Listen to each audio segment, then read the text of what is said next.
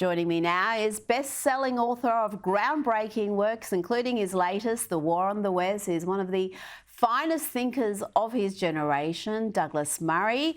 Let's start with the EU elections. Voters in 27 countries of the European Union went to the polls, and as you predicted, Europe's swing to the right continued. Right-wing parties recorded some stunning results in a number of countries, and it's quite a contrast to what we're about to see in the UK, with a hard left Labor Party almost certain to win in a landslide.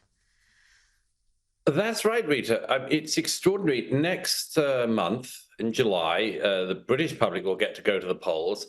After 14 years of Conservative majority rule, the Conservatives look set to have a historic defeat.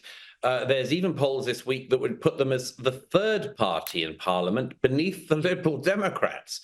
This would give a thumping majority to the Labour Party, even bigger than the Blair landslide in 1997. It's an astonishing prediction, and I think all the polls show that it's basically immovable now. And it's the result of something that you and I have talked about before, Rita, which is the extraordinary failure of the Conservative Party under now 5 prime ministers to do what the public has asked them to do. I mean, for instance, David Cameron came in 2010 promising to bring net migration down from the hundreds of thousands a year to tens of thousands. And the latest figures were almost 1 million. So the British public, from disgust at the Conservative Party and its treachery and failure of any attempt to really keep its mandate, is going to be voted out. And in the British system, there's really only one way to do that, which is to be voting in Labour. Meantime, as you say, the whole of the European continent is going to the right, and to parties indeed, which until very recently were described as far right. I noticed that the new one that the media is doing is calling parties hard right, which is a strange and suggestive title.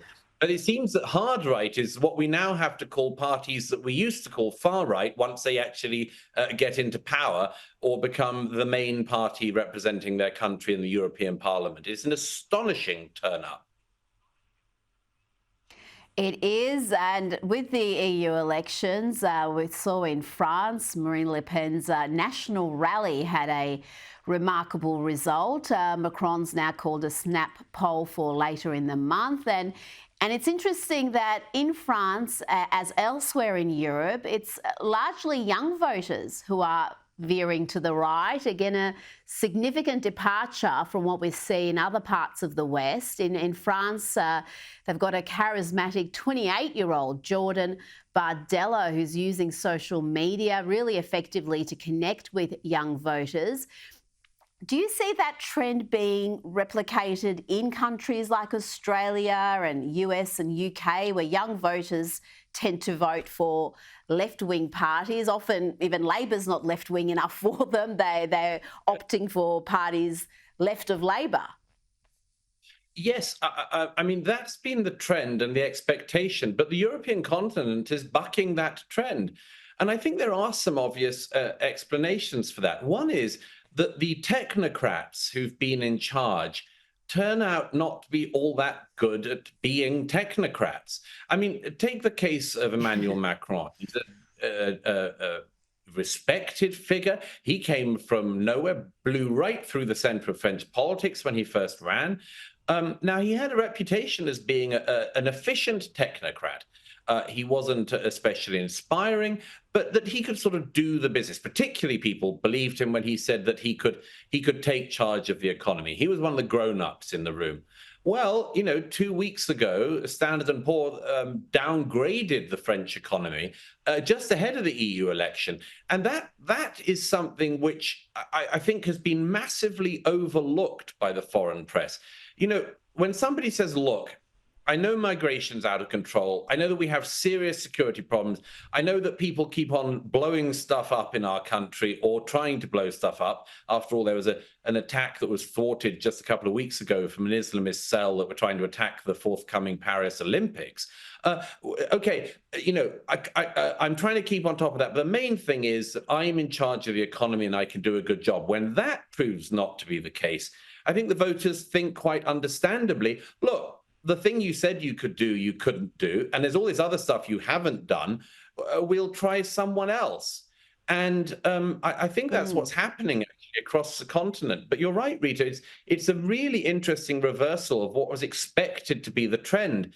Maybe we've all been led astray by this weirdo far left fringe in all of our countries who sort of portray themselves as the voice of the next generation.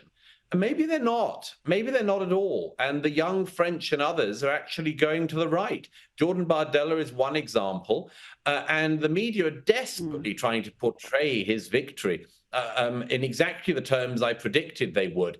The BBC's Europe editor, I don't know if she spends any time in Europe, has written about the far right being on the march. Interestingly enough, Rita, on Monday night of this week, the far left were on the march in Paris, with leading left-wing politicians among their midst, protesting and indeed in the end rioting and having to be dispersed by the Paris police.